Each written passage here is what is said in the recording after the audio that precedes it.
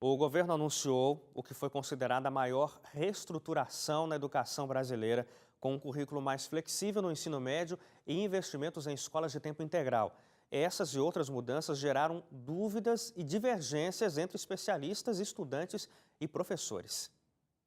O anúncio foi feito oficialmente pelo ministro da Educação, Mendonça Filho, na última sexta-feira, através de um documento que altera toda a estrutura do currículo escolar do ensino médio.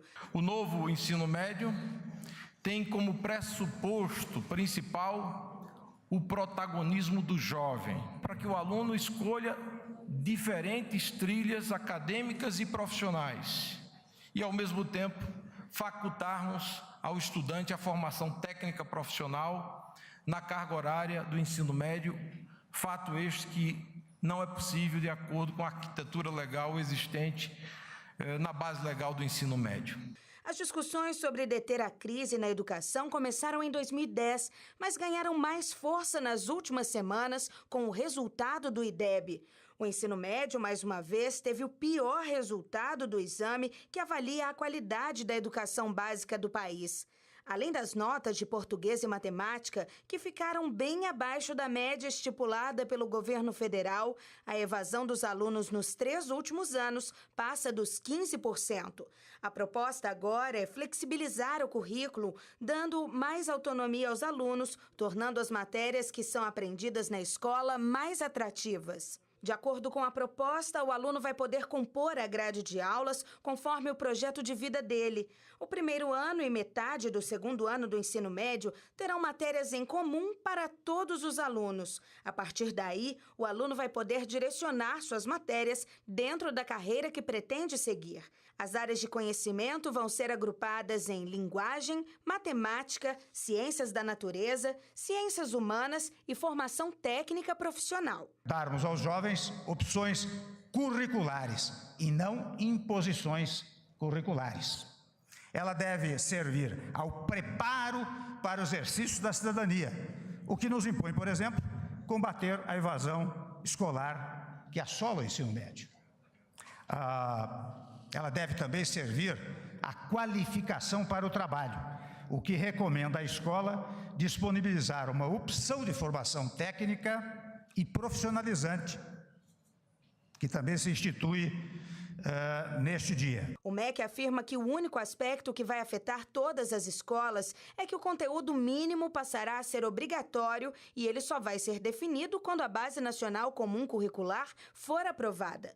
A base vai determinar, inclusive, o conteúdo de disciplinas como artes, filosofia, sociologia e educação física. Na versão final da medida provisória, o governo voltou atrás e manteve a obrigatoriedade temporária dessas disciplinas até que a BNCC seja concluída. O governo quer também mais escolas integrais, por isso vai repassar 1 bilhão e 500 milhões de reais aos estados. Em troca, espera 500 mil alunos nessas escolas até o fim de 2018. Apesar de já ter sido publicada e ter entrado em vigor, os efeitos imediatos são praticamente nulos. Além disso, a MP vai passar por uma análise em comissão no Congresso ainda e por votações na Câmara e no Senado que podem alterar o conteúdo. Essa tramitação precisa ocorrer em até 120 dias para que ela não deixe de ter valor legal.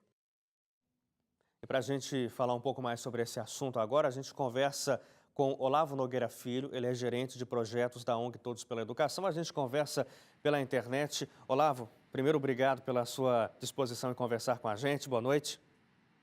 Boa noite a todos os ouvintes.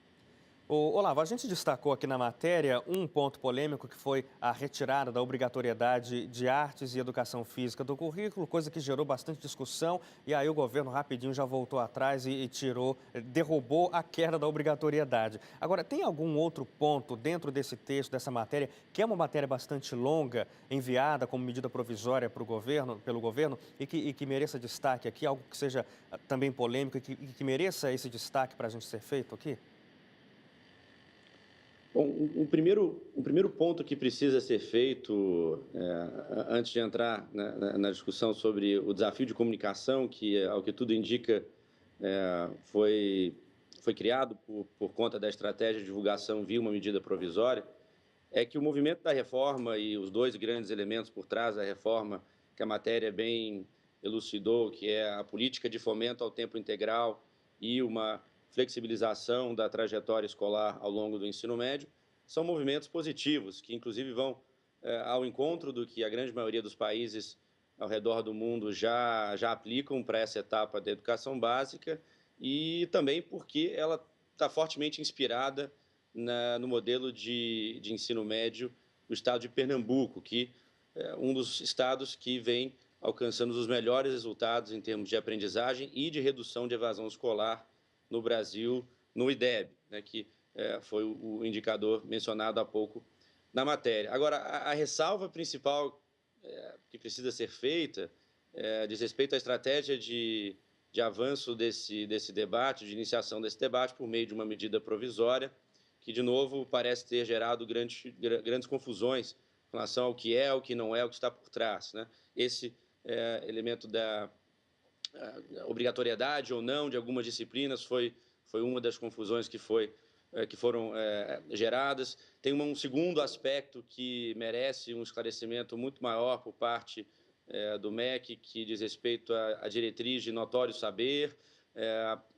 Parece que, e pelo que está na medida provisória, esse dispositivo ele foi instalado em especial para a temática de ensino profissional, então permitindo que os alunos que optem por essa trajetória na grade diversificada, de fato, possam ter acesso a um ensino de qualidade, mas são questões que, por uma falta de detalhamento, por uma falta de maiores explicações, deixou margem para desinformação, o que, ao que tudo indica, tem sido o ponto mais frágil desse movimento que foi anunciado na quinta-feira, que é a estratégia de comunicação dessa reforma, que não é algo pequeno. E isso é interessante porque enviada como uma medida provisória, o nome já diz, dá a entender que não é alguma coisa permanente pelo nome, medida provisória, mas é também interessante, Olavo, porque parece que a impressão que se tem é de que foi um trabalho realizado meio que às pressas, não é? É importante destacar que a introdução dessa medida provisória não significa um cerceamento do debate, né? E até respondendo a pergunta que tem sido muito recorrente ao longo desses últimos dias, que é a pergunta: houve ou não houve debate, né?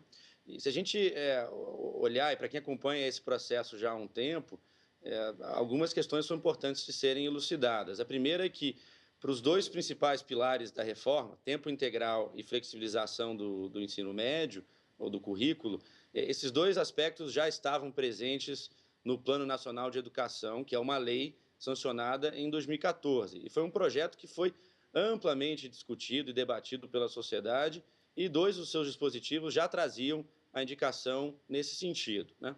Um outro elemento para responder essa questão, se houve ou não houve debate, foi feito ou não foi feito às pressas, é que já existia um projeto de lei desde 2013, que praticamente espelha o que está na medida provisória, que, de novo, há 3 anos vem sendo alvo de discussão, de debate. Inclusive, o próprio CONSED, que é o Conselho de Secretários de Educação dos estados, que são os responsáveis pela gestão do ensino médio, participaram ativamente dessas discussões e colocaram grande parte do que está nessa medida provisória. Então, ainda que possa parecer uma medida que acelera o debate, de fato, acho que esse é o principal movimento, é bastante questionável dizer que não houve debate acerca do que está nessa medida provisória. Apresentado. Ok, muito bem. A gente agradece aqui a participação do Olavo Nogueira Filho, do Todos pela Educação, gerente de projetos da ONG. Olavo, muito obrigado, boa noite para você. Até uma próxima oportunidade. Boa noite a todos. Boa noite. Bom, a gente continua a discussão aqui dentro do estúdio com Edson Trajano. Trajano, a gente acaba de conversar aqui com o Olavo, a gente apresentou a matéria com alguns destaques do que contém, do que está contido nessa medida provisória. Você é um educador também, você atua nessa área há muito tempo. Como é que você vê, o que você destaca de positivo ou de negativo dentro desse projeto, dentro dessa medida? Eu acho que o Olavo foi muito feliz na sua colocação, principalmente a questão da forma como foi colocada pelo governo. O governo tem um problema sério a ser resolvido, que é a questão da comunicação. Nós até, na matéria de hoje, assistimos no primeiro bloco, por exemplo, o secretário de Segurança falando que não deveria falar. Da mesma forma, o encaminhamento feito pelo Ministério da Educação. E outra coisa, o Ministério da Educação ele não pode ser um ministério político, ele tem que também ter um corpo técnico extremamente qualificado. O presidente da República não foi feliz na escolha do ministro, que é um ministro que não fala pela educação no Brasil, não tem uma relação próxima com a educação no Brasil. Então é interessante destacar esse aspecto e toda a crítica feita ao projeto passa por isso. Ao meu ver, o grande desafio hoje do governo, e não é só desse governo, mas da sociedade brasileira nos últimos 10 anos principalmente, tem aumentado no país a geração neném. O que é isso? A geração do grupo de adolescentes que não estuda e não trabalha. Nem estuda, nem trabalha, por isso o termo neném. Só que essas medidas não vai deixar o aluno do ensino médio mais motivado. Por exemplo, você cortar algumas disciplinas em priorização de outras não é o melhor caminho. Nós precisamos sim melhorar a qualidade do ensino médio com mais aulas para esses alunos. Então, por que não discutir uma escola de tempo integral, deixa o conteúdo hoje já trabalhado e acrescenta a outras. Acrescenta, por exemplo, o ensino técnico num contraturno do ensino regular. Ensino profissionalizante. Mantém o que já tem e aumenta o tempo. Isso, esse é o objetivo do governo. E o problema também é quem vai pagar a conta. O ensino médio, de acordo com a Constituição brasileira, é responsabilidade dos estados. Governos estaduais. Então... Isso. E o governo federal faz uma medida provisória para mudar esse ensino médio, claro, manda uma quantidade X, um valor em dinheiro, mas provavelmente esse valor não é suficiente para atender essas demandas. E, claro, você tocou bem, não é? Porque a gente ainda tem vários problemas estruturais nos colégios de ensino médio espalhados pelo Brasil. Falta de laboratórios, falta de quadras esportivas, falta de muita coisa. E principalmente qualificação de professor. Qualificação do corpo docente.